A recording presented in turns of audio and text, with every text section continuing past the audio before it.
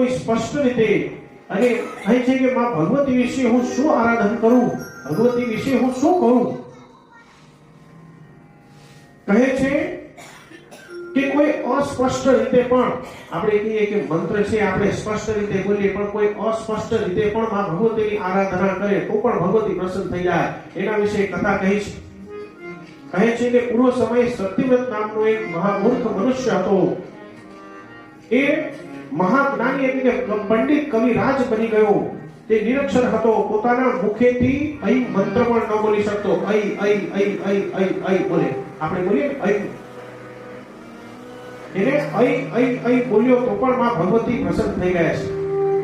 ત્યારે ઋષિઓ કહે છે, રાજા જન્મેજય પ્રશ્ન કરે. આ દેવી ભાગવતમાં પ્રશ્ન જ પ્રશ્ન છે.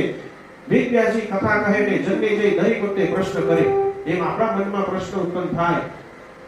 એવી રીતે કહે છે કે આ સત્યવત નામના બ્રાહ્મણ કોણ હતા, કયા દેશના હતા, આ દેવીનો મંત્ર એમને ક્યારે સાંભળ્યો, એમને ઉચ્ચારણ કઈ રીતે કર્યું અને સિદ્ધિ કઈ રીતે પ્રાપ્ત થઈ અને માં ભુવનેશ્વરી કઈ રીતે પ્રગટ થયા, આવા 6 પ્રશ્નો પૂછ્યા છે રાજા જન્મેજય. અને કહે છે કે પૂર્વ કાળે એકવાર હું નૈમિષારણ્યમાં ગયો, ત્યાં હું જઈને બેઠો. વેદવ્યાસજી કહે છે કે કથાના પ્રસંગો ચાલતા હતા ત્યારે જમદગ્નિ મુનિએ પૂછ્યું કે આ બ્રહ્માંડોમાં ઘણા બધા દેવતાઓ છે, કોની કઈ રીતે ઉપાસના કરવી. અને પૂર્વ દેશમાં કહે છે કે એની અતિ પાવન કથા હું તમને કહું છું. પૂર્વ કાળે દેવદત્ત નામે પ્રસિદ્ધ બ્રાહ્મણ હતા. તે શ્રૌત અને સ્માર્ત કર્મો કરાવે. અને હકીકતમાં જો તો યજ્ઞ કર્મ કરવો બહુ અઘરો છે, કારણ કે યજ્ઞ કરવામાં ઘણા બધા નિયમો છે. કહે છે કે યજ્ઞ કરવા બેસો ત્યારે તમે બ્લુ કલર કે કાળા કલરના કપડા પહેરી શકો નહીં. પછી કહે છે કે ધોબી દ્વારા ધોવાયેલ કપડા પણ તમે પહેરી શકો નહીં. એનો નિષેધ છે. આપણે કપડા ઇસ્ત્રી કરવા આપીએ, ઠીક છે અત્યારે ચાલે છે, પણ હકીકતમાં બીજા કોઈનું અડેલું વસ્ત્ર પહેરીને યજ્ઞ કર્મ કરવા કોઈને બેસાતું નથી. એ નિષેધ છે. કારણ કે એને કયા ભાવથી પવિત્ર અવસ્થા કે અપવિત્ર અવસ્થામાં શું કર્યું હોય તો તમને ખબર નથી. ગળીવાળા કપડા પહેરીને પણ ન બેસાય. આવા અનેક પ્રકારના નિયમો બતાવ્યા છે. એટલા માટે તો કલયુગમાં તુલસીદાસજી કહે છે કે કલયુગમાં બહુ ઝાઝા બધા નિયમો નથી. અને કલયુગમાં વેદવ્યાસજીને ખબર હતી કે કલયુગમાં લોકો કઈ ઝાઝું બધું કરી શકશે નહીં. એટલા માટે જ કહ્યું છે કલયુગ કેવલ નામ આધારા, સુવીર સુવીર નર ઉતરહી પારા. અને યજ્ઞમાં એવા બ્રાહ્મણોને બોલાવા કે જે વેદ ભણે. અને એટલા માટે જ કહ્યું છે કે વિદ્વાન બ્રાહ્મણ પાસે તમે કર્મ કરાવો તો તમારું કર્મ સફળ થાય છે. અને શ્રાદ્ધમાં કે કોઈ પણ તમે કાર્ય કરો, શ્રદ્ધયા દીયતે શ્રદ્ધયા ક્રિયતે, શ્રદ્ધા દ્વારા તમે અર્પણ કરો અને શ્રદ્ધા દ્વારા ક્રિયા કરો તો જ આપણું કાર્ય સફળ છે. અને કદાચ કોઈને ના આવડતું હોય તો કદાચ તમે ન કરી શકો તો ગર્ભની સળી પધરાવી અને તમે કર્મ કરો તો પણ ચાલશે. પણ જેને જાણકારી નથી એવા વ્યક્તિ પાસે કોઈ દિવસ તમારી વિધિ કરાવવી જોઈએ નહીં. દેવી ભાગવતમાં કહ્યું છે વિના વિપ્રેણ કર્તવ્યમ શ્રાદ્ધમ કુશ ચટૈનવે નતુ વિપ્રેણ મૂર્ખેણ શ્રાદ્ધ કાર્યમ કદાચન. અને શાસ્ત્રમાં કહ્યું છે કે સૌથી અઘરામાં અઘરો કોઈ વિષય હોય તો વેદ છે. તમે ડોક્ટર બની શકો, એન્જિનિયર બની શકો, પણ વેદ મંત્રો ભણવા બહુ કઠિન છે. એટલા માટે તમે ઘણીવાર લોકોને બોલતા સાંભળ્યા છે આમાં ક્યાં વેદ ભણવા છે. તમે એવું સાંભળ્યું છે? આ કહેવત ક્યાંથી આવી? એટલા માટે આ કહેવત ઉપરથી સિદ્ધ થાય કે વેદ ભણવો સૌથી કઠિન છે. અઘરામાં અઘરો વિષય હોય, કારણ કે એમાં કોઈ જગ્યાએ અનુદાત આવે, કોઈ ઉદાત આવે, કોઈ જગ્યાએ પ્લુત આવે. ખાલી તમે વેદ કંઠસ્થ કરી લ્યો એમ નહીં, એને ટકાવી રાખો અઘરી છે. અમે રોજ નિત્ય સંધ્યા વંદન શું કામ કરીએ છીએ? ગાયત્રી મંત્રની આરાધના શું કામ કરીએ છીએ? મા ભગવતીની કૃપા. અને કહે છે કે જે વ્યક્તિ વેદની શાખામાં જન્મ્યો હોય, જે વેદની શાખામાં જન્મ્યો હોય એને જીવન પર્યંત એ જ વેદની શાખા અપનાવી જોઈએ. અને મારો જન્મ શુક્લ યજુર્વેદ માધ્યમિકની શાખામાં થયો છે તો મારે એ જ શાખાને લઈને જીવન પર્યંત ચાલવું પડે. પછી તમે કોઈ બીજી કૌતુકની શાખા લઈને ચાલો તે ચાલે નહીં. તમારી જે પરંપરા છે અને કહે છે કે તમે કોઈ પણ વિદ્યા છે, 3 પક્ષ, આ ત્રિપક્ષી વિદ્યા છે, 3 પક્ષ એટલે 15 દિવસનો એક પક્ષ, જો તમે ત્રિપક્ષ એટલે 45 દિવસ સુધી કોઈ વસ્તુનું તમે રિવિઝન ન કરો તે વસ્તુ ભૂલાઈ જવાય છે. 45 દિવસ પછી વેદ હોય કે કોઈ પણ જ્ઞાન હોય, ત્રિપક્ષી વિદ્યા છે. અને કહે છે કે આ કાશીનું નામ એમને કાશી નથી થયું. આજે પણ કાશીમાં તમામ શાસ્ત્રો, વેદો, ઉપનિષદો તમને જોવા મળશે કાશીમાં. અને ત્યાં ઘણા લોકો ફ્રીમાં પણ ભણાવે છે. અને વેદને ટકાવી રાખવાનું કાર્ય કોઈ કર્યું હોય આ જગતમાં તો કાશી કર્યું છે. એટલા માટે કાશી વિદ્વતાનો ગઢ છે. આજે પણ તમે જાઓ કાશીમાં, તમને અનેક પ્રકારના વિદ્વાનો ત્યાં જોવા મળશે. તો અહીંયા આ દેવદત્ત બ્રાહ્મણે સુહોત્ર નામના મુનિને યજ્ઞમાં બ્રહ્મા, યાજ્ઞવલ્ક્યને, અધ્વર્યો અને બૃહસ્પતિને હોતા અને ગોભીલ મુનિને ઉદ્ગાતા નિયુક્ત કર્યા છે.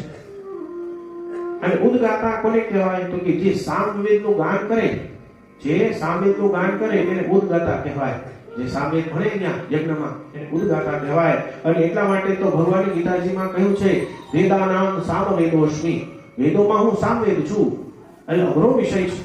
ગોભીલ મુનિને ઉદ્ગાતા બનાવી અને સપ્તસ્વર સહિત રથંતર મંત્રનું ઉચ્ચારણ કરતા હતા. અને વેદોમાં કેવું છે કે વેદ મંત્રો અડધો પૂરું થાય ત્યારે તમે શ્વાસ લઈ શકો, બાકી વચમાં શ્વાસ છૂટવો જોઈએ નહીં. તમે મંત્ર બોલો, હરિ ઓમ સ્વસ્તિ ના ઇન્દ્રો વૃદ્ધશ્રવાઃ, સ્વસ્તિ ના પૂષા વિશ્વવેદાઃ, સ્વસ્તિ નસ્તર્ષો વર્ષરે, સ્વસ્તિ નો બૃહસ્પતિર્દધાતુ.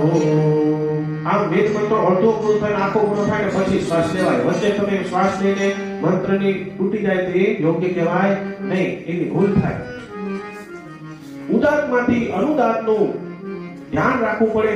અને ગોભીલ મુનિ રથંતર મંત્ર બોલતા હતા અને અચાનક એમનો શ્વાસ તૂટી ગયો છે, એમાં ભૂલ થઈ. અને પુરાણોમાં કહ્યું છે, વેદે તુ નિત્યમ અને પુરાણે તુ અનિત્યમ. વેદોમાં તમે ભૂલ કરો તો એ ચાલે નહીં. અને પુરાણમાં કોઈ રસ્વ કે કઈ જગ્યાએ ભૂલાઈ જાય તો એમાં દોષ નથી.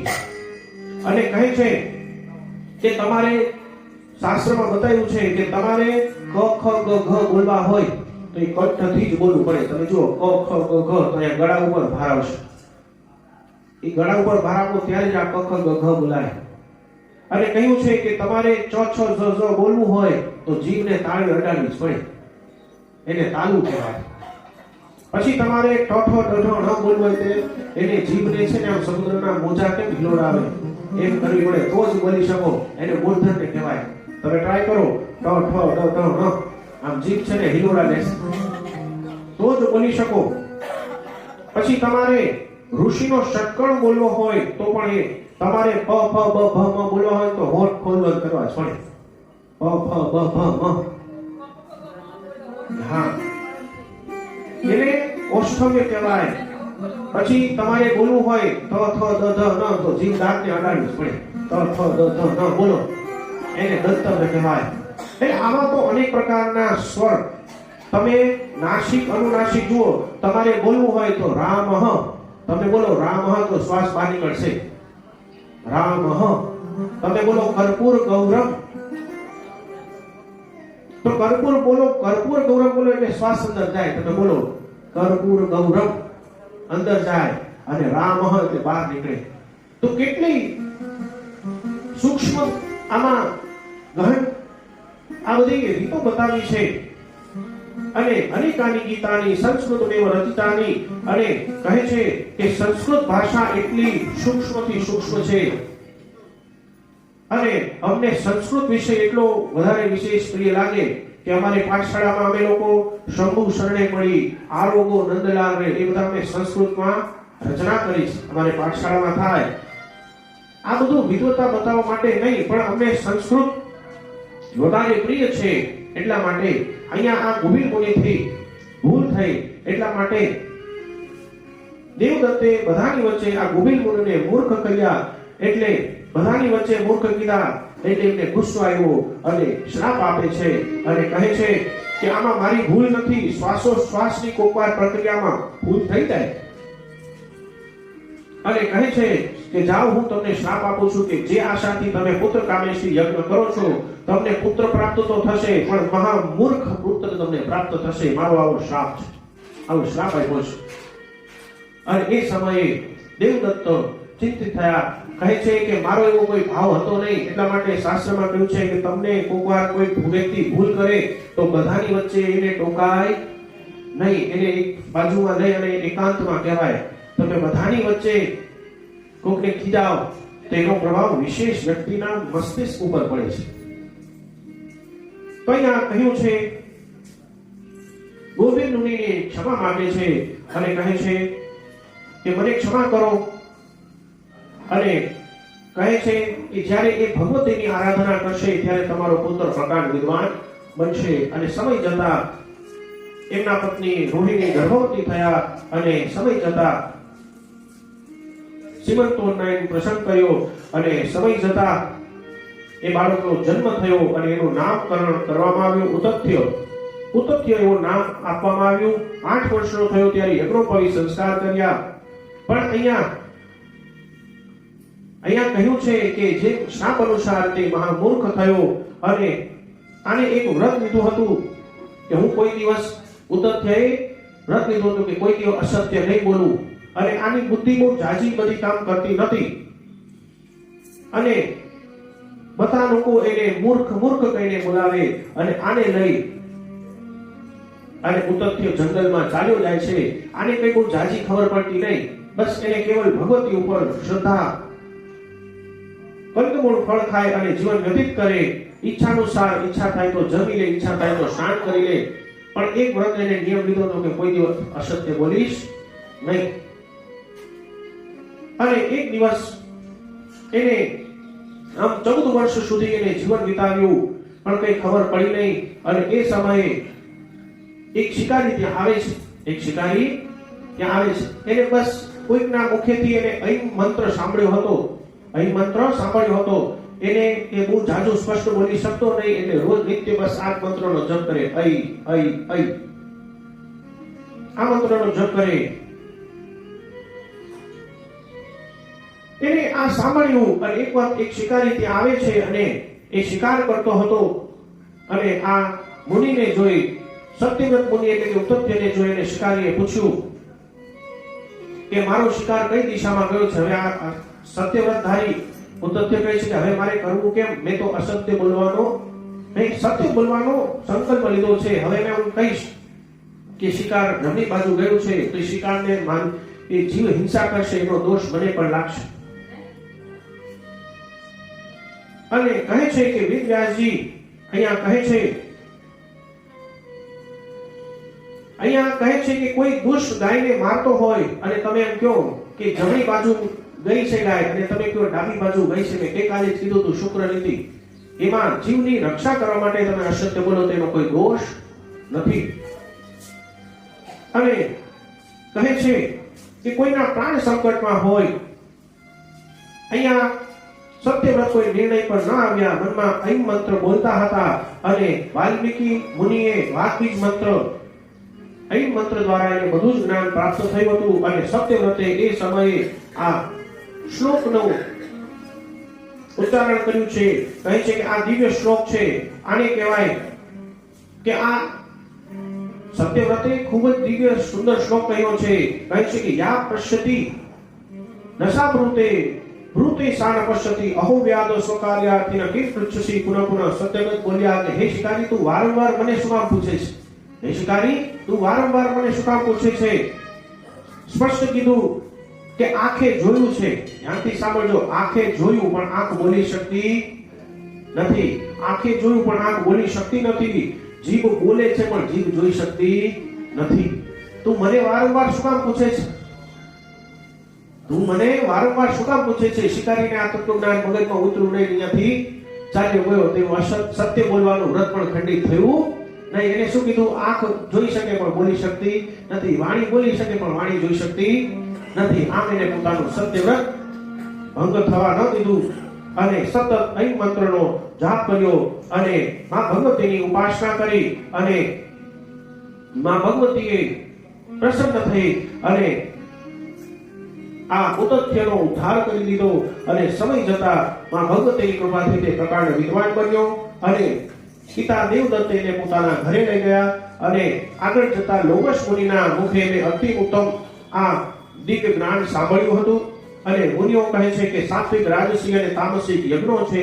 જ્ઞાનીઓ અને વૈરાગ્ય માટે જ્ઞાન યજ્ઞ છે.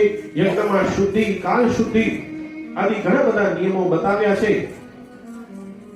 ત્યારબાદ મંત્ર શુદ્ધિ પણ બતાવી છે અને કહ્યું છે કે તમે યજ્ઞ કરાવતા હો અને પાન માવા ખાય અને તમે યજ્ઞ કરો તો યજ્ઞ કોઈ દિવસ સફળ થતો નથી. એટલે અમે કોઈ પણ જગ્યાએ યજ્ઞ કરીએ તો મને તો કઈ આદત જ નથી. એટલે કીધું છે કે તમે શુદ્ધતાનું પાલન કરો. ખાલી કરવા ખાતર કરો તો એનો કોઈ અર્થ રહેતો નથી. અને કહે છે કે પ્રત્યેક પૂર્વકની સ્વીકૃતિ એનું નામ શ્રદ્ધા. કોઈકના દ્વારા સાંભળેલું તમે એને સ્વીકાર કરો અને ભરોસો કહેવાય. અને પ્રતિથી બલ્બનું હોલ્ડર હોય, હોલ્ડરમાંથી બલ્બ કાઢી અને એમાં આંગળી નાખો અને શોર્ટ લાગે તો એને કહેવાય પ્રતિથી પૂર્વકની સ્વીકૃતિ. અને પછી ખબર પડે કે હવે આમાં આંગળી કરાય નહીં, શોર્ટ લાગે ભાઈ, આનાથી સાવધાન રહેવું પડે. આમ શ્રદ્ધા હોવી જરૂરી છે. આ પાંડવોએ રાજસુ યજ્ઞ કર્યો. રાજસુ યજ્ઞમાં કઈક દેવતા હૃદય હશે તો એક જ વર્ષમાં પાંડવોને વનવાસ જવું પડ્યું. અગ્નિ સંપત્તિનો ત્યાગ કરવો પડ્યો.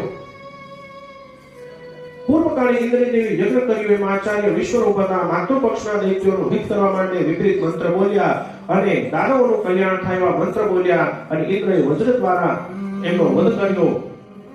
એટલે કરતા અને ભેદથી વિપરીત ફળ મળે છે. અને યજ્ઞનો આખો ક્રમ ગણપતિ આદિ સમસ્ત દેવ દેવતાની પૂજામાં અર્પણ કરવાનો ભાવ છે.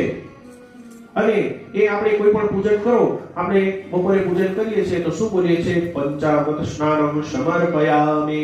એટલે સમર્પણનો ભાવ આવે. ચંદનમ સમર્પયામિ, પુષ્પમ સમર્પયામિ. તમે કેવલ સમર્પણ થઈ જાઓ, સમર્પિત થઈ જાઓ. બીજું કઈ ન કરી શકો તો કઈ વાંધો નહીં. યજ્ઞમાં શુદ્ધતા રાખવી પડે. તો કહે છે કે કેવલ તમે શ્રદ્ધાપૂર્વકમાં ભગવતીનું તમે આરાધન કરો તો માં ભગવતી અવશ્ય પ્રસન્ન થઈ જાય છે. તો આ બાદ ભગવતી ભુવનેશ્વરીએ મધુકૈટભનો ભગવાન હરિ દ્વારા વધ થયો અને આધાર આપવા માટે માં ભગવતીએ વિસ્તૃત હોવાથી પૃથ્વી નામ પડ્યું. ધારણ કર્યું એટલે ધરા નામ પડી. અને શેષ નાગે તેને મસ્તક ઉપર ધારણ કરી એટલે સ્થિરતા એટલે કે પૃથ્વી નામ પડ્યું. અને કહ્યું છે કે મરીચી આદિ અનેક પ્રકારના ઋષિઓ ઉત્પન્ન થયા. દક્ષ પ્રજાપતિની 13 કન્યાઓ થકી દેવતાઓ, મનુષ્ય, પશુ, પક્ષી, સર્વો જીવો આદિ અનેક પ્રકારના જીવોની ઉત્પત્તિ થઈ એ કથા બતાવી. ત્યારબાદ બ્રહ્માજીના જમણા અંગથી મનુ મહારાજની ઉત્પત્તિ થઈ. ડાબા હાથેથી સ્ત્રીની ઉત્પત્તિ થઈ અને એને કહેવાય છે મનુ શતરૂપા. મનુ મહારાજ, મનુ નામ અશ્ય. મનુ એટલે આપણે મનુષ્ય શું કામ કહેવાય છે? મનુના સંતાન છે એટલે આપણે મનુષ્ય. અને પ્રથમ પિતા મનુષ્યોના મનુ છે અને પ્રથમ માતા શતરૂપા છે. સ્ત્રીઓ છે એ શો રૂપને ધારણ કરી શકે એટલા માટે સત એટલે કે શો એ શતરૂપાનો ગુણો છે. ત્યારબાદ બ્રહ્માજી બ્રહ્મલોકમાં, વિષ્ણુ ભગવાન વૈકુંઠ લોકમાં અને ભગવાન શિવ કૈલાશ લોકમાં રહે છે. અને ત્યારબાદ બ્રહ્માજીએ રુદ્રદેવને આ શરદ કુમારોની ઉત્પત્તિ કરી તો શરદ કુમારોએ સંસારને કહ્યું કે સંસારમાં રહ્યા નહીં. એમને ગૃહસ્થ ધર્મ અપનાવ્યો નહીં. શિવજીએ ભૂતોની મંડળી બનાવી. ત્યારબાદ મૃત્યુલોક, સ્વર્ગલોક, પાતાળલોક બનાવ્યા અને પછી સમુદ્ર મંથનની કથા કહી. એમાંથી 14 પ્રકારના રત્નો મેળવ્યા. દેવ, મનુષ્ય, પશુ, પક્ષી ભેદથી 3 પ્રકારની સૃષ્ટિ ઉત્પન્ન થઈ. અને ભગવાન શ્રી હરિનારાયણે ભુવનેશ્વરીનો જે મંત્ર હતો એના દ્વારા સમસ્ત જગતનું પાલન પોષણ ભગવાન શ્રી હરિનારાયણ કહે છે. ત્યારબાદ માં ભગવતીનો અંબિકા યજ્ઞ કર્યો અને એ યજ્ઞમાં શ્રેષ્ઠ દેવતાઓ અને શ્રેષ્ઠ ઋષિમુનિઓ અને બ્રાહ્મણોને બોલાવી ખૂબ જ ઉત્તમ રીતે યજ્ઞ કર્યો. અને માં ભગવતી પ્રસન્ન થઈ અને કહ્યું કે તમે બધાને વરદાન આપવા વાળા થશો. હે હરિનારાયણ, સમસ્ત લોકો તમારું પૂજન કરશે. યથા સમયે હે હરિનારાયણ તમે અવતારને ધારણ કરશો. અને ભગવતી જગદંબિકાનો ખૂબ જ ઉત્તમ અંબિકા યજ્ઞ કર્યો છે. અને યજ્ઞનો મહિમા બતાવતા કહે છે કે પૂર્વ કાળે કૌશલ દેશમાં અયોધ્યામાં ધ્રુવ સંધિ નામે એક સૂર્યવંશી રાજા હતા. એ મહાપ્રતાપી હતા. ઉજ્જૈન દેશની લીલાવતી નામે એની એક પત્ની હતી અને કલિંગ દેશમાં મનોરમા નામે એક એની પત્ની હતી. સમય જતા બંને દીકરાઓને જન્મ આપ્યો છે. એક દીકરાનું નામ પડ્યું શત્રુજીત અને એક દીકરાનું નામ પડ્યું છે સુદર્શન. આગળ જતા રાજા એકવાર શિકાર કરવા જાય છે. એક સિંહ સામે મળે છે. સિંહની સાથે યુદ્ધ કર્યું અને એ સિંહે અહીંયા ધ્રુવશંતીનો વધ કર્યો છે. આગળ જતા વશિષ્ઠજીએ સુદર્શનને ગાદી પર બેસાડવાનું સૂચન કર્યું અને બીજી પત્ની લીલાવતીના પિતા યુધાજીત કહે કે ના, મારી દીકરીનો પુત્ર રાજા બનશે. આમ બંને વચ્ચે યુદ્ધ થયું અને બધા જ મંત્રીઓ ગભરાઈ ગયા અને ધ્રુવશંતીની પત્ની વીરસેન અને પોતાના સેનાનીઓને લઈને યુદ્ધમાં આવી ગયા અને બંને પક્ષ વચ્ચે ખૂબ જ મહાભયંકર યુદ્ધ થયું અને એમાં લીલાવતી એના પિતાના વધ થવાથી જંગલમાં જાય છે અને વિદલ નામના મંત્રીને સાથે લઈ અને મનોરમા ત્યાંથી જતા રહે છે. ત્યાંથી નીકળી જાય છે. માર્ગમાં ભારદ્વાજ મુનિના આશ્રમમાં આવીને રહે છે. ત્યારે પણ ઋષિઓની પાસે આવી અને એ શરણ લે છે અને આ યુધાજી ત્યાં પણ પહોંચી જાય છે અને એના મંત્રી એમને કહ્યું કે હે રાજન, તમે તપસ્વી સાથે વેર ન કરો. અને યુધાજી પાછો ફર્યો અને સમય જતા સુદર્શન મોટો થાય છે અને એને એકવાર કોઈ વ્યક્તિના મુખેથી ક્લી એટલે ક્લીમ મંત્રનો નાદ સાંભળ્યો અને ક્લીમ મંત્રનો તે જપ તપ આરાધન કરવા લાગ્યો. એટલે અહીંયા આ જે કથાઓ છે તમને થાય કે આ કથા શેની છે, તો કહે છે કે ઐમ હ્રીમ અને ક્લીમ મંત્રનો કેટલો પ્રભાવ છે. એ મંત્ર દ્વારા વ્યક્તિ અજાણતા પણ મંત્રનો જપ કરે તો પણ એનું કલ્યાણ થઈ જાય છે. આજે ઉતથ્યની જે કથા સાંભળી એ ઐમ મંત્ર દ્વારા પરમ વિદ્વાન બની ગયો અને આ સુદર્શન છે ક્લીમ મંત્ર દ્વારા સતત એ બસ ક્લીમ ક્લીમ ક્લીમ ક્લીમ ક્લીમ ક્લીમ ક્લીમ બોલે. સ્પષ્ટ મંત્ર પણ નહોતા બોલી શકતા, બસ કેવલ ભગવતીના આરાધન કરવા માટે ભગવતીના શરણે ગયા છે. ભારદ્વાજ મુનિએ સમસ્ત વેદોનું જ્ઞાન આપ્યું છે અને આ મંત્ર દ્વારા માં ભગવતી પ્રસન્ન થઈ અને આને દિવ્ય આયુધો આપ્યા છે, શસ્ત્ર આપ્યા છે. અને માં જગદંબાએ આગળ જતા એક રાજાની દીકરી કાશી નરેશ સુબાહુની કન્યા શશિકલાને સ્વપ્નમાં દર્શન આપ્યા અને કહ્યું કે સુદર્શન તારો પતિ થશે એવા આશીર્વાદ આપ્યા. અને કહે છે કે એના પિતાએ સ્વયંવર આયોજ્યો છે અને કાશી નરેશે કહ્યું કે તારો દીકરી સ્વયંવર કરવાનો છે. ત્યારે આ શશિકલા કહે છે કે મારે સ્વયંવર કરવો નથી, હું તો સુદર્શનનું જ વરણ કરીશ. તો કહે છે કે ના, એમ ન ચાલે.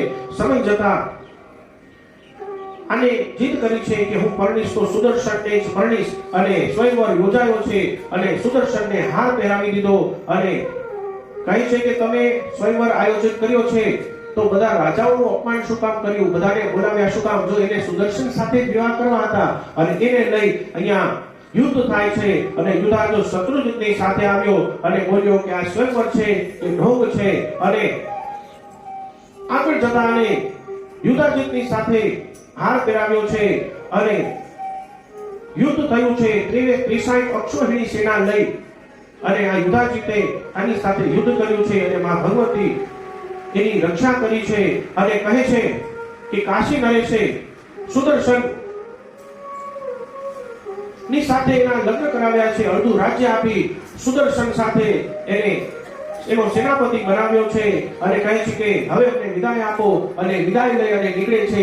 ત્યારે માર્ગમાં યુધાજીતે સમગ્ર ભારતના રાજાઓને સાથે લઈ અને સૈન્યને લઈ અને માર્ગ રોક્યો છે અને મહાયુદ્ધ તૈયાર થયું છે અને કહે છે કે યુદ્ધમાં શંખનાદ થવા લાગ્યો છે, ઢોલ નગારા વાગવા લાગ્યા છે, ભયંકર યુદ્ધ શરૂ થયું છે. સુદર્શન કાશી કરે છે.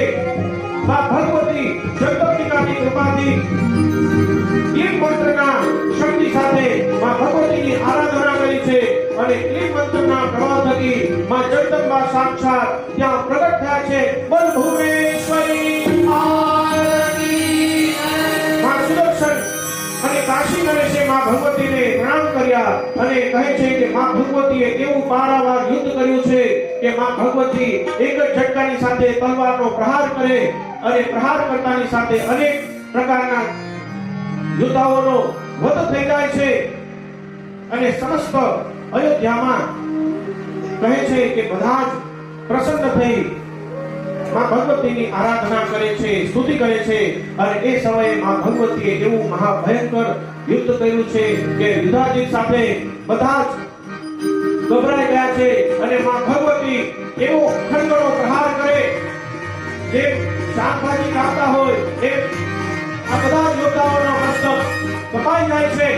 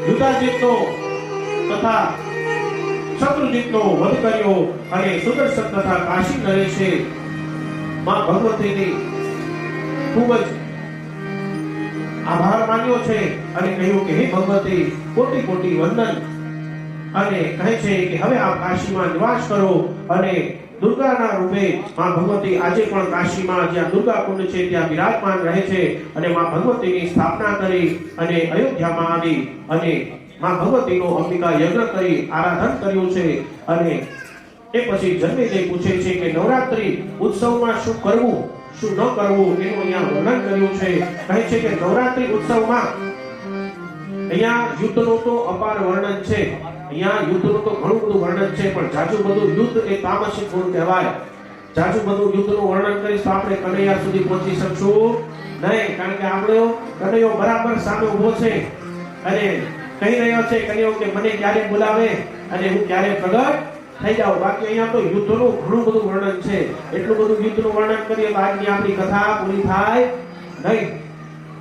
તે કહે છે કે માં ભગવતીનું આરાધન કઈ રીતે કરવું, વિધિ વિધાન કઈ રીતે કરવું અને કહે છે કે પોષ મહિનાની જે શાકંભરી નવરાત્રી કહે છે કે વર્ષમાં આમ તો 5 નવરાત્રી આવે, વર્ષમાં 5 પ્રકારની નવરાત્રી આવે. એમાં પ્રથમ નવરાત્રી છે શાકંભરી નવરાત્રી જે મેં તમને પૂર્વ વર્ણન કર્યું. બીજી નવરાત્રી મહા મહિનાની ગુપ્ત નવરાત્રી, ત્રીજી છે ચૈત્ર મહિનાની ચૈત્રી નવરાત્રી, ચોથી અષાઢ મહિનાની અને પાંચમી શારદીય આસો મહિનાની નવરાત્રી. અને કહે છે કે આપણા પૂર્વજોએ આજે ઝવેરા વાવવાની અને જે ગરબો લઈ અને ઘૂમવાની જે પ્રક્રિયા છે એ પદ્ધતિ છે એ કહે છે કે કેવળ ભગવતીની આરાધના માટે એવું નથી, એ આપણી હેલ્થ બેનિફિટ પણ છે, એના માટે નિરોગી રહેવાની વ્યવસ્થા છે. અને નવરાત્રીનું અનુષ્ઠાન કઈ રીતે કરવું તો કહે છે કે આગલા દિવસે ભાદરવા મહિનાની અમાસ હોય ત્યારે બધી જ તૈયારી કરી લેવી અને કહે છે કે સમસ્ત સ્તંભ અને ધજાવાળો મંડપ તૈયાર કરી ગાયના છાણનું લેપન કરી બધાને સંકલ્પ કરવા અને કહે છે કે ઝવેરા વાવી ઘટ સ્થાપન કરવું, માં જગદંબિકાની મૂર્તિ અને યંત્ર પધરાવી ઉપવાસ કરવો અને કહે છે કે માં જગદંબાની મૂર્તિ સ્થાપિત કરી બ્રાહ્મણને બોલાવી ચંડી પાઠ કરાવી ષોડશોપચાર પૂજન કરાવવું આરતી પૂજન કરવું અને રોજ થઈ શકે એટલા માતાજીના ગરબા ગાવા અને થઈ શકે એટલા નવાણ મંત્રનો જપ કરવો અને પ્રાર્થના કરવી અને એ પછી કન્યા પૂજન કરી બટુક પૂજન કરી એને ભોજન જમાડવા અને કહે છે આ પાછળ જરા ત્યાં ઓલા રસોઈ વિભાગમાં કહી દેજો ત્યાં અવાજ ન કરે જરા પાછળ કોઈ આપણે વ્યવસ્થામાં કોઈ ત્યાં કહી દો વાતો ન કરે પાછળ કથામાં વિચ્છેદ થાય એ યોગ્ય ન કહેવાય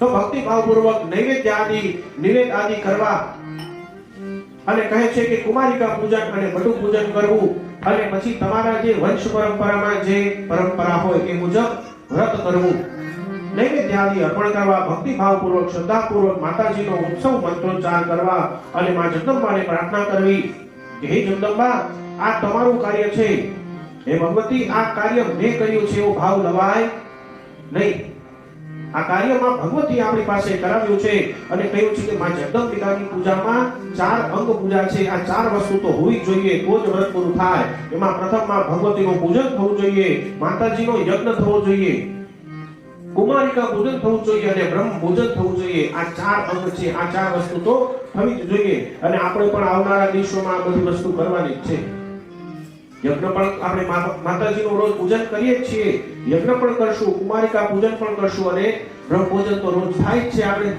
આ 4 અંગ છે ત્યારબાદ કઈ કન્યાનું પૂજન થાય અને કઈ કન્યાનું પૂજન ન થાય એનું પણ વર્ણન બતાવ્યું છે ધ્યાનથી સાંભળજો આપણે કન્યાનું કુમારિકાનું પૂજન તો કરીએ છીએ પણ આપણને એનું જ્ઞાન હોતું નથી આપણને એમ છે કે દીકરી છે તેનું પૂજન થાય પણ એમાં પણ નિયમો બતાવ્યા છે કહે છે કે 1 વર્ષની કન્યાનું પૂજન થતું નથી તમે 1 વર્ષની કન્યાનું પૂજન કુમારિકા રીતે પૂજન ન કરી શકો કારણ કે એની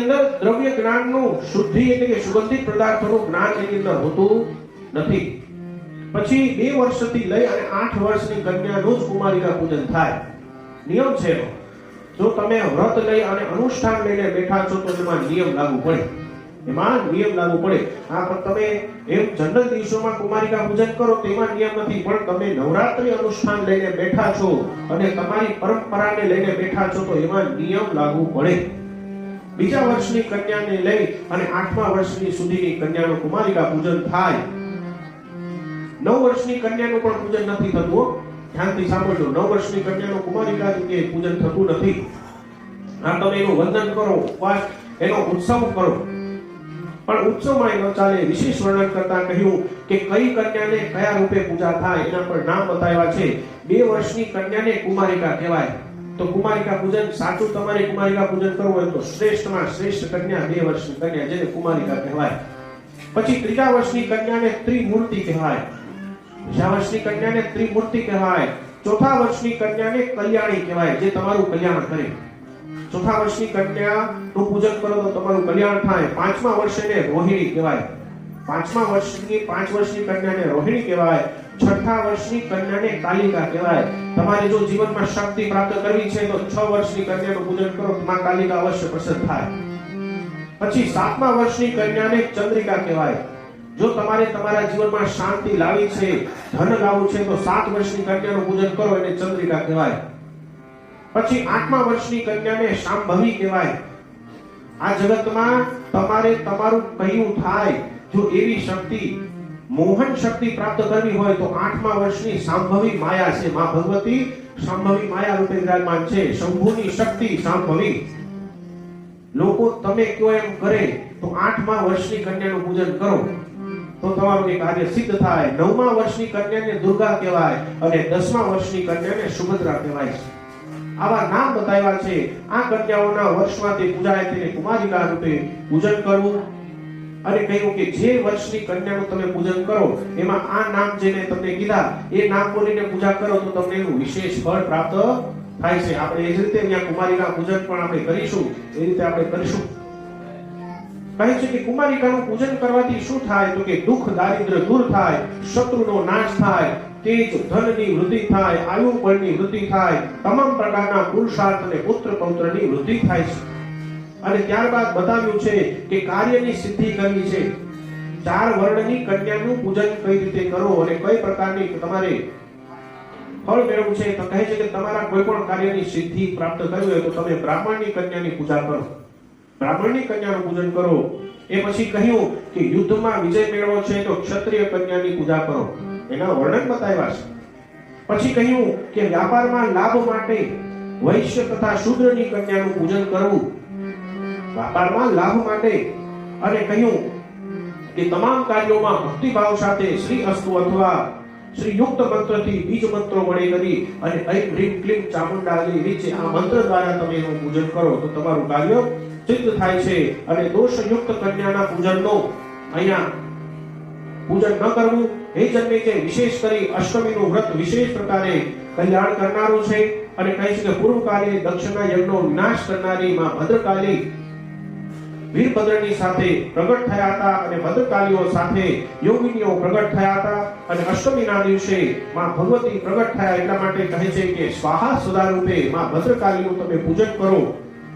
એટલા માટે માતાજીનું જે તમે જો વદ પક્ષની કે અષ્ટમી હોય ને એને કાલાષ્ટમી કહેવાય. જ્યારે માં ભદ્રકાલી કાલાષ્ટમીના દિવસે પ્રગટ થયા હતા. એટલા માટે એ તિથિ માં ભગવતીનો અહીંયા ઉત્તમ રીતે અનુષ્ઠાન કરો તો સર્વ પાપોથી મુક્ત થાય છે. અને અહીંયા એક અતિ નિર્ધન વૈશ્ય હતો, તે સજ્જન વ્યાપારી હતો, એનું નામ સુશીલ હતું. એને માં ભગવતીની આરાધના કરી હતી અને માં ભગવતીની આરાધના કરવાથી એ માં ભગવતી પ્રસન્ન થયા હતા. અને એ પછી ભગવાન શ્રી હરિનારાયણના અનેક પ્રકારના અવતારોની કથા અહીંયા બતાવી છે કે ભગવાન શ્રી હરિનારાયણ શા માટે વારંવાર અવતાર ધારણ કરે છે અને એ કોની આજ્ઞાથી આ અવતારો ધારણ કરે છે. ભગવાન વિષ્ણુને કાલની જ કથામાં કીધું હતું કે ભગવાન વિષ્ણુ પણ કહે છે કે હું સ્વતંત્ર નથી.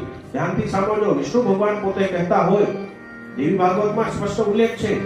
વિષ્ણુ ભગવાન પોતે કહે છે કે કયો સ્વતંત્ર પુરુષ મત્સ્ય આદિ હલકી યોનિઓમાં આવી કોને માછલી બનવું ગમે, કોઈને માછલી બનવું ગમે, કોઈને કૂર્મ બનવું ગમે, કોઈને વરાહ બનવું ગમે.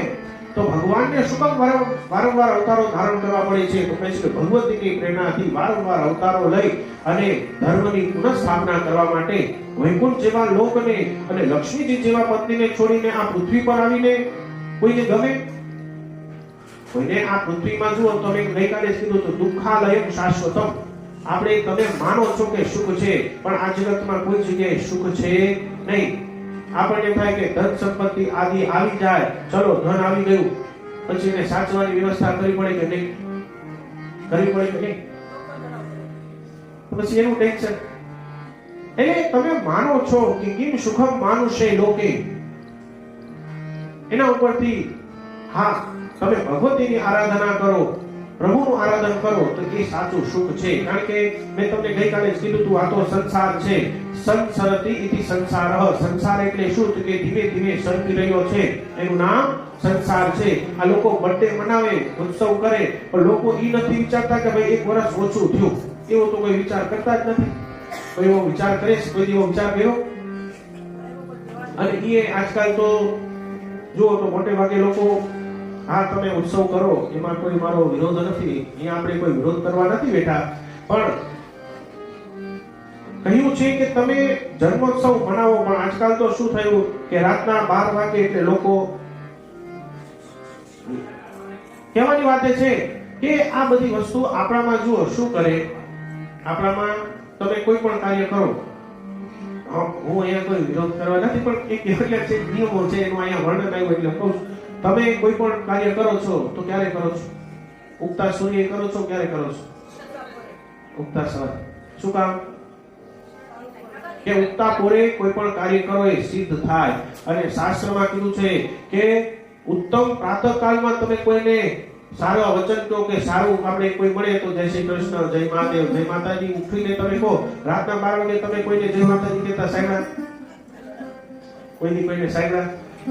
તો પછી રાતના કોઈને કહેવાની વાત છે કે નિશ્ચિત કાળમાં તમે કોઈ પણ કોઈ વસ્તુ કોને એ વસ્તુ એ વ્યક્તિનું આયુષ્ય ઘટાડી દેશે. નિશ્ચિત કાળમાં રાતના 12 વાગ્યાનો 9 વાગ્યા પછીનો જે કાળ છે ને નિશ્ચિત કાળ કહેવામાં આવે છે. આપણે ઘણા લોકોને કહે ને કે રાતના જાગતા હોય 2 વાગે તો સુવે નહીં, તો આપણે એમ કહીએ ભાઈ શું નિશાચરની જે જાગે સુઈ જાને ભાઈ એમ કહે ને. નિશાચર શું કામ કે તો એ નિશ્ચિત કાળ કહેવામાં આવે છે. એટલે સવારના પોરમાં તમે કોઈ પણ કોઈ કાર્ય કહો કે કોઈ પણ વસ્તુ કરો તે ઉત્તમ ફળ આપે છે. તો અહીંયા કહ્યું છે કે ભગવાન શ્રી હરિનારાયણ વારંવાર આવે છે અને કહે છે કે 3 મંત્રનો મહિમા બતાવ્યો છે અને અહીંયા કહે છે કે માં ભગવતીનું નવરાત્રી અનુષ્ઠાનના અંતર્ગત નવરાત્રી વ્રત અનુષ્ઠાનના અંતર્ગત અહીંયા એક વ્રત બતાવ્યું છે અને કહે છે કે માં ભગવતીનું આરાધન ભગવાન રામચંદ્રજીએ પણ કર્યું છે. ભગવાન રામચંદ્રજીએ પણ કર્યું છે. નવરાત્રી વ્રત અનુષ્ઠાન માટે આવો આપણે રામાયણમાં પ્રવેશ કરીએ. એટલા માટે આવો થોડી ક્ષણ માટે આપણે પ્રભુ શ્રી રામચંદ્રજીને સ્મરણ કરી અને ભગવાન રામચંદ્રજીનું પણ આપણે વંદના કરીએ. કહે છે કે અયોધ્યામાં પરમ પાવન નગરી અયોધ્યાના રાજા દશરથજી છે, ધર્મ ધુરંધર છે, નિધિ છે, જ્ઞાની છે, ચક્રવર્તી રાજા છે. દશરથ મહારાજને 3 રાણીઓ છે, કૌશલ્યાજી, સુમિત્રાજી અને કૈકેયી 3 રાણીઓ છે. સુખ સમૃદ્ધિ અથાહ સાગર રૂપી સંપત્તિ છે. પણ એક વાતનું કષ્ટ છે, રાજા દશરથજીને ત્યાં કોઈ સંતાન નથી.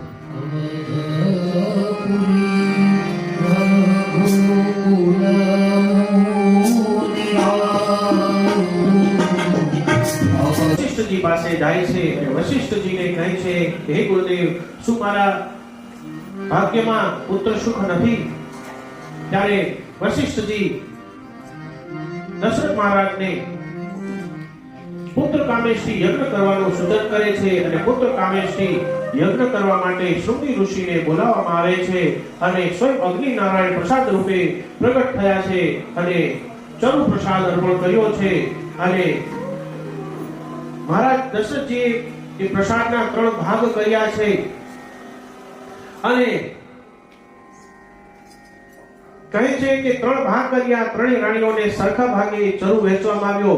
પણ એમાં થયું એવું કે સુમિત્રા રાણીનો પ્રસાદ એક સાંભળી આવી અને પ્રસાદનો પડિયો લઈ અને આકાશમાં ઉડી ગઈ છે અને ઉડતી ઉડતી અંજના પર્વત ઉપર આવે છે અને અંજના પર્વત ઉપર બેઠા બેઠા માતા અંજના એ સમયે તપશ્ચર્યા કરતા હતા અને આકાશમાંથી એ જે સમળી એ જે પ્રસાદ લઈને જઈ હતી એની ચાંચમાંથી પડ્યો નીચે પડ્યો અને માતા અંજનાના ખોળામાં એ પ્રસાદ પડ્યો.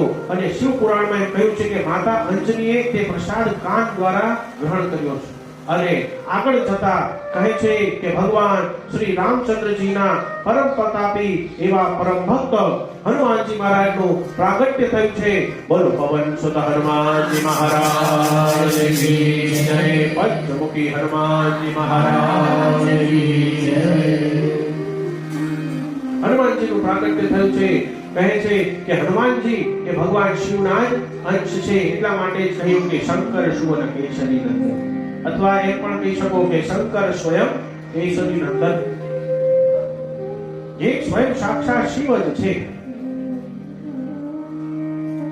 અહીંયા બીજી તરફ સુમિત્રાજી નિરાશ થાય એટલે કૌશલ્યાજી અને કૈકેયીજીએ પોતાનો પ્રસાદમાં રહેલો અડધો ભાગ સુમિત્રાજીને આપ્યો. અને એ સમયે સુમિત્રાજી બોલ્યા કે જો મારે ત્યાં 2 દીકરાઓ આવશે ને તો એક દીકરાને હે કૌશલ્યાજી એ મારો એક દીકરો હું તમારા દીકરાને અર્પણ કરીશ અને હે કૈકેયીજી મારો એક દીકરો હું તમને અર્પણ કરીશ. એટલા માટે જો 4 ભાઈઓ છે એમાં ભગવાન રામચંદ્રજી કૌશલ્યા માતાના દીકરા છે તો એક પુત્ર લક્ષ્મણજી ભગવાન રામજી સાથે સતત રહે છે અને કૈકેયીજીના દીકરા ભરતજી સાથે સુમિત્રાજીના બીજા દીકરા શત્રુઘ્નજી એમની સાથે રહે છે. એ કારણ આ કે સમળી આ પડીઓ લઈને ઉડી ગઈ હતી તેના માટે કરી અને સુમિત્રાજીએ વચન આપ્યું હતું કે મારા બંને દીકરાઓ તમારા બંનેના દીકરાઓની સેવા કરશે. એનું કારણ આ જ. તો અહીંયા યજ્ઞનો પ્રસાદ ગ્રહણ કર્યો અને અંશ રૂપે માં ભગવતી ની કૃપાથી ભગવાન શ્રી હરિનારાયણ માતા કૌશલ્યાના કૈકેયીજી અને સુમિત્રાજીના ગર્ભમાં ભગવાન શ્રી હરિનારાયણ શેષનાગ, શંખ અને સુદર્શન ચક્ર આ ચારે ત્યાં પધાર્યા છે. અને કહે છે કે માતાના ગર્ભમાં પ્રભુ પધાર્યા ત્યારે અયોધ્યામાં શુભ શુભનો થવા લાગ્યા છે. ચારે તરફ શુભતા પ્રસરી છે અને પરમ પાવનકારી ચૈત્ર મહિનો શુક્લ પક્ષ આવ્યો છે. એટલા માટે કહ્યું છે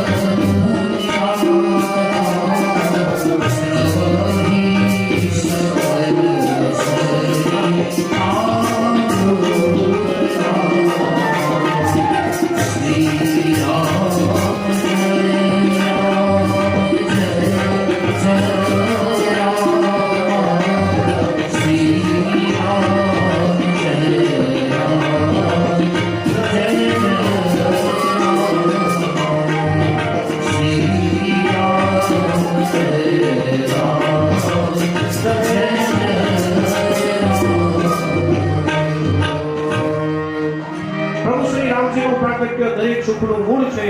શુભ એવો ચૈત્ર મહિનો આવ્યો છે.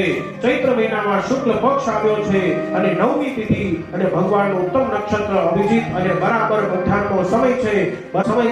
એટલા માટે એવું છે કે ભગવાન રામચંદ્રજી બરાબર બપોરે 12 વાગે જન્મ્યા છે અને ભગવાન શ્રી કૃષ્ણ નિશ્ચિત કાળે બરાબર રાત્રિના 12 વાગે ભગવાન કૃષ્ણનું પ્રાગટ્ય થયું છે. એટલે બરાબર અત્યારે આપણે મધ્યાહન કાળમાં પહોંચ્યા છીએ. ઉત્તમ એવું અભિજીત નક્ષત્ર છે અને કહે છે કે ચૈત્ર મહિનામાં 12 વાગે ન ઝાઝી ઠંડી હોય ન ઝાઝી ગરમી હોય, બરાબર વસંત ઋતુ હોય અને કહે છે કે શીતલ મંદ મંદ સુગંધ પવન વાઈ રહ્યો છે.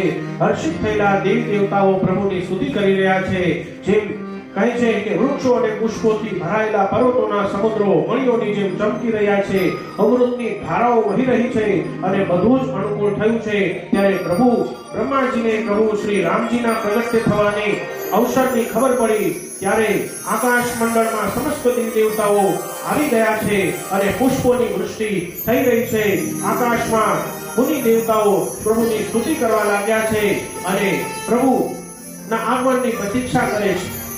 જ્યારે પ્રભુનું પ્રાગટ્ય થાય ત્યારે સુંદર એવું સુગંધિત વાતાવરણ અને એ સમયે પુષ્પોના ટોપલા લઈ અને સમસ્ત દેવ દેવતાઓ આવી ગયા છે અને માતા કૌશલ્યા પ્રભુ શ્રી હરિનારાયણની સ્તુતિ કરે છે. અને એ સમયે માતા કૌશલ્યાની સ્તુતિને સાંભળી અને ચતુર્ભુજ રૂપધારી પીતાંબરધારી ભગવાન શ્રી પુરાણ પુરુષોત્તમ નારાયણ ચતુર્ભુજ રૂપે પ્રગટ થયા છે. બોલો હરિનારાયણ ભગવાન રામચંદ્ર ભગવાન આવા દિવ્ય દર્શનને કરી અને માતા કૌશલ્યા આશ્ચર્યચકિત થઈ જાય છે અને પ્રભુને કહે છે કે હે પ્રભુ આ શું? માતા કૌશલ્યાનું રિએક્શન જો પ્રભુના દર્શન થાય ત્યારે આપણું શું રિએક્શન હોય? આપણે પ્રભુને શરણાગત થઈ જઈએ, ચરણ વંદના કરીએ, પણ માતા કૌશલ્યા બોલ્યા કે હે પ્રભુ આ શું? કહે છે કે પ્રભુ પણ કન્ફ્યુઝ થઈ ગયા કે હે માતા તમે કેવા શું માંગો છો? કઈક આગળ બોલો તો ખબર પડે. શું કામ બોલ્યા? તો માતા કૌશલ્યાને કોની કામના હતી કે પ્રભુ મારે ત્યાં પુત્ર બનીને આવે. અને પ્રભુ કયા સ્વરૂપમાં આવ્યા છે? તો કહે છે કે હે પ્રભુ આ તો તમે પરબ્રહ્મ સ્વરૂપે આવ્યા છો, આ તો તમે પિતા બનીને આવ્યા છો. હે પ્રભુ હવે તમારે પિતા નહીં પુત્ર બનીને આવવાનું છે. હે પ્રભુ આ ચતુર્ભુજ રૂપને છોડો અને હવે શિશુ લીલા કરો અને રડો. અને ભગવાન આવીને રડ્યા પણ છે. અહીંયા ભગવાન તમે પરબ્રહ્મ રૂપે આવ્યા છો, હવે શિશુ લીલા કરો, પિતાના રૂપમાં પુત્ર રૂપે પધારો, ઈશ્વરત્વનું દર્શન કરાવી. અને ભગવાન શ્રી હરિનારાયણ ચતુર્ભુજ રૂપે અંતર ધ્યાન થયા છે. અને ભગવાન શ્રી હરિનારાયણ અને આપણે નજીકનો સમય આવી રહ્યો છે. આ વખતે ભગવાન ગઈ જાન્યુઆરીમાં શું થયું હતું? ભગવાન રામચંદ્રજી અયોધ્યામાં પુનઃ પાછા પ્રગટ થયા હતા. અને આ વર્ષે 22 જાન્યુઆરી નહીં, ધ્યાન રાખજો આ વખતે તિથિના પ્રમાણે દિવસ ઉજવવાનું નક્કી કર્યું છે. અયોધ્યામાં 11 તારીખે એટલે પરમ દિવસે 11 તારીખે દ્વાદશી હતી. એ સમયે દ્વાદશી તિથિ હતી. એટલે આ ભગવાનની પ્રાગટ્ય દ્વાદશી તરીકે અયોધ્યામાં ઉત્સવ થવાનો છે. આ વખતે 11 તારીખે ભગવાનનો ઉત્સવ ત્યાં થવાનો છે. એટલે ભગવાનના આજે તો આપણે 9 તારીખે પ્રગટાવીએ છીએ, પણ પરમ દિવસે પણ ભગવાનનું આપણે રામચંદ્રજીનું પુનઃ પૂજન કરીશું. એટલે પરમ દિવસે ભગવાન રામચંદ્રજીના પ્રાગટ્યની તિથિ પુનઃ પ્રાગટ્ય થયું હતું અયોધ્યામાં 500 વર્ષ પછી. તો અહીંયા ભગવાન શ્રી હરિનારાયણ ચતુર્ભુજ રૂપે અંતર ધ્યાન થયા છે અને ભગવાન શ્રી હરિનારાયણ પ્રગટ થયા છે. શ્રી રામલલા સ્વરૂપે પ્રભુ શ્રી હરિનારાયણ પ્રગટ થયા છે. બોલ રામચંદ્ર ભગવાનની જય. થોડા સમય પછી માતા કૈકેયીજીએ ભરતજીને જન્મ આપ્યો છે અને સુમિત્રાજીએ લક્ષ્મણજી અને શત્રુઘ્નજીને જન્મ આપ્યો છે. બોલો રામચંદ્ર ભગવાનની જય. ભરતજી મહારાજ કી જય. લક્ષ્મણજી મહારાજ કી જય. શત્રુઘ્નજી મહારાજ કી જય. અવધપુરી ધામ કી ચારો ભૈયા કી જય. આવો અહીંયા આ ચારે ભાઈઓનું પ્રાગટ્ય થયું એટલે સમસ્ત અયોધ્યાવાસીઓ પ્રગટ થઈ જાય છે. જેમ ભગવાન કૃષ્ણ જન્મ થાય ત્યારે આપણે આનંદ ઉત્સવ કરીએ તો આવો અહીંયા ભગવાન રામચંદ્રજીનું પ્રાગટ્ય થયું છે તો આવો આપણે રામોત્સવ મનાવીએ. બોલો રામચંદ્ર ભગવાન કી જય. આનંદ થયો જય રઘુવીર રામ કી. આનંદ થયો જય રઘુવીર રામ કી. આનંદ થયો જય રઘુવીર રામ કી.